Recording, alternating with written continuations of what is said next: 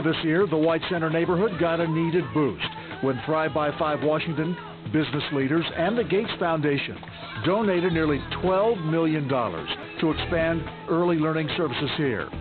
If all goes as planned, this South King County location will become the future home of a new state-of-the-art early learning community center.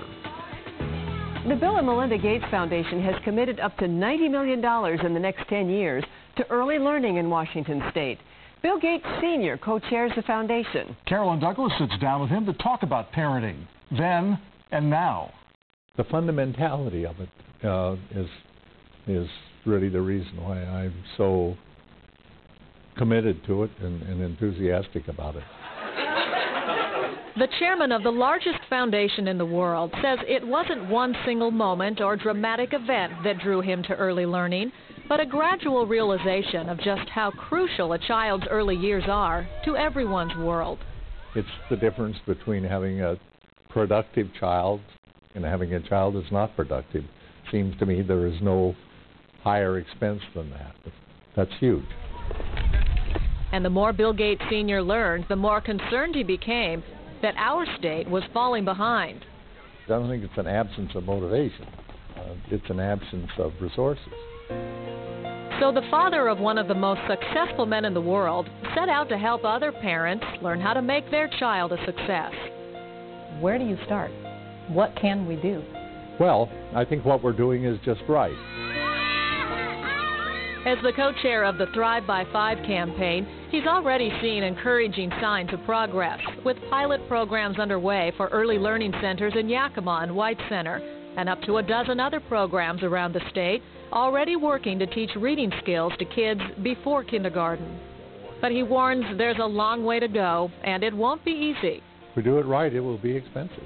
Yeah. What happens if we don't do anything to address this in our state, if we just go on as we have been?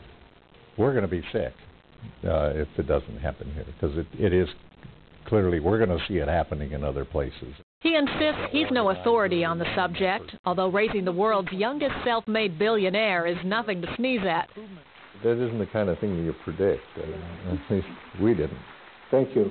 And now here he is out of retirement to run the biggest foundation in the world, with a direct pipeline to some of the best early learning researchers in the world, and the money to put that research into action. All this research that you know now and the information you have, has it changed how you are as a grandparent, how you treat the children in your life now?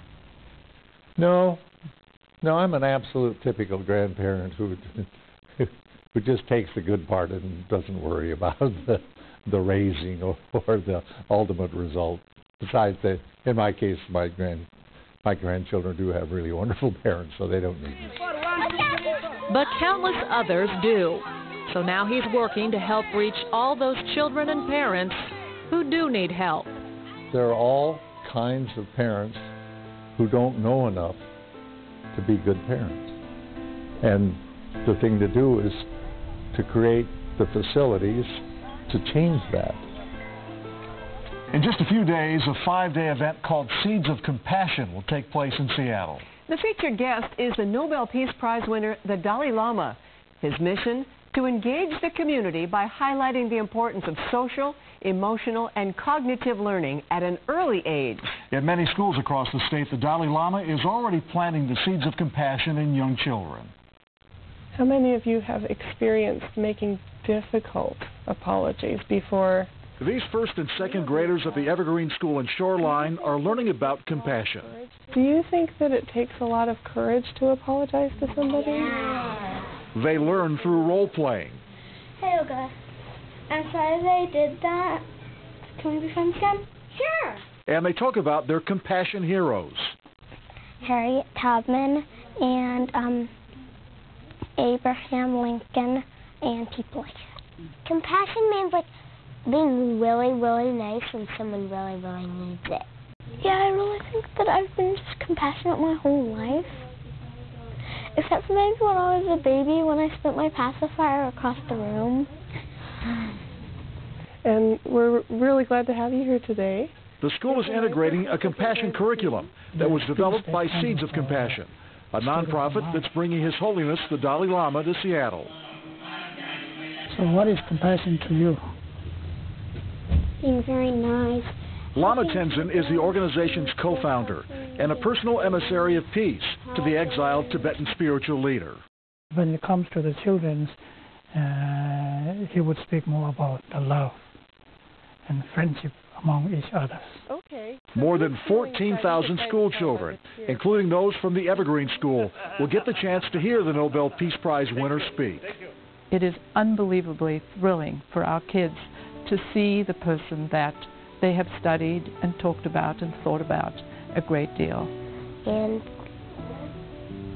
he's a real hero to me. Yesterday we focused on heroes of compassion. The hope is that by planting the seeds of compassion early on, these seeds will be nurtured and continue to grow in the future. I think you can get a little bit of compassion out of everybody. I think everybody is somewhat compassionate. This Monday, 16,000 school children will get the chance to hear the Dalai Lama at Key Arena free of charge. Most of the Seeds of Compassion events are sold out, but King 5 News will have continuing coverage, and on Saturday, Kong TV will broadcast live the Dalai Lama's call to action. Stay with us. We'll return with more of Learning to Learn in just a minute.